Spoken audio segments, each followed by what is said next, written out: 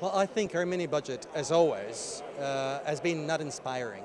Gigab actually, I think, had the guts to say the truth about how difficult the economic situation is, which is something new, and I think should be appreciated, but didn't have the ability to tell us that we could actually move in a different direction. And I think this is where our policymakers are failing. The complexity of resuscitating economic growth is enormous. But we could do so much better even without economic growth or without that much economic growth if we were to use our resources much more responsibly. And that means not investing in energy systems that make no sense, actually approaching energy as a decentralized public good, which could be produced at different levels in different localities and would be much less costly for government, for local government, and for people themselves. It would be about tackling some of the inequalities that we still have. Also, cleaning up government, reducing corruption, and inviting people to embark on a redistribution process. One thing that I find extremely exciting is that because of our levels of inequality, we could afford for the first time something called universal basic income in this country.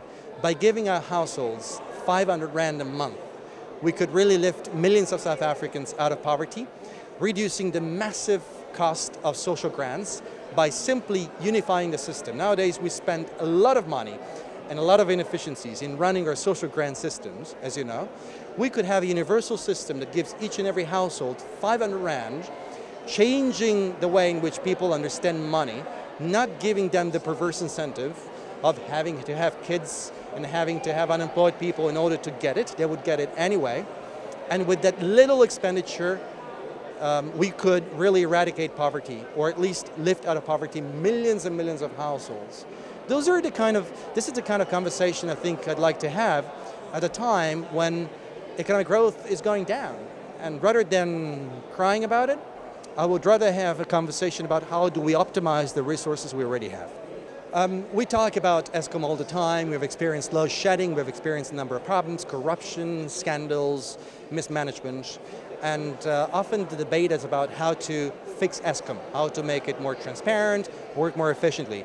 I think that would be good, but certainly not the future. The future is about having decentralized energy, producing energy through renewables on each rooftop, in each community, people owning their own energy systems, cities owning their energy grids so that they can exchange energy across households, factories and cities without relying on a centralized system of energy production, which is so inefficient for many different reasons. We lose 30% of our electricity just by transporting it.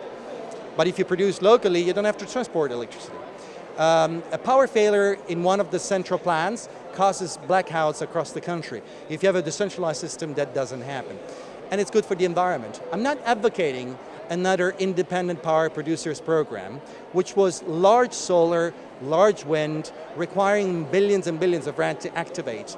I'm advocating a decentralized energy system that focuses on renewables to empower households and factories and cities, where people own the energy systems themselves.